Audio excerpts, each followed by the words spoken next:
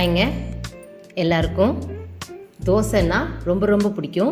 அதுவும் மொறுன்னு ஹோட்டலில் வாத்து தர மாதிரி வாத்து கொடுத்தாங்கன்னா எல்லாருக்குமே ரொம்ப பிடிக்கும். இன்னும் வெரைட்டியாக பண்ணினோம்னா எல்லாருமே சாப்பிடுவோம். வாங்க, இன்றைக்கி நம்ம வெரைட்டியாக சுரக்காயை வச்சு தோசை செய்யலாம். ஃபஸ்ட்டு நம்ம மாமூலாக தோசைக்கு எவ்வளோ ஊற வைப்போமோ அந்த அளவு ஊற வச்சுக்கலாம். நான் 1.5 டம்ளர் பச்சரிசி, 1.5 டம்ளர் புழுங்கலரிசி, 1/4 டம்ளர் உளுந்து ஊற வச்சுட்டேன். 2 மணி நேரத்துக்கு மேலேயே நல்லா ஊறிடுச்சு அரிசி. இப்போது அரிசி ஊறட்டும்.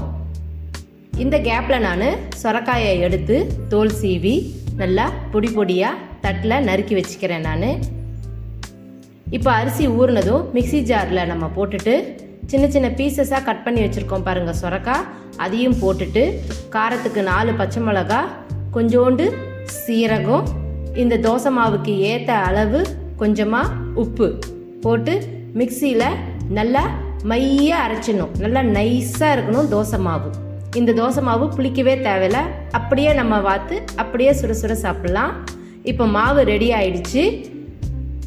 இப்போ தோசை கல்லை அடுப்பில் வச்சு கல் காஞ்சதும் சூடாக தோசை எவ்வளோ மெலிசாக வாக்க முடியுமோ அந்த அளவு தோசையை நல்லா மெலிசாக வாத்து நல்லா மொறுன்னு வாத்து கொடுத்துட்டு நல்லா வெங்காய சட்னியை சைட் டிஷ்ஷாக வச்சு கொடுத்தோம்னா அவ்வளோ டேஸ்ட்டாக இருக்கும்.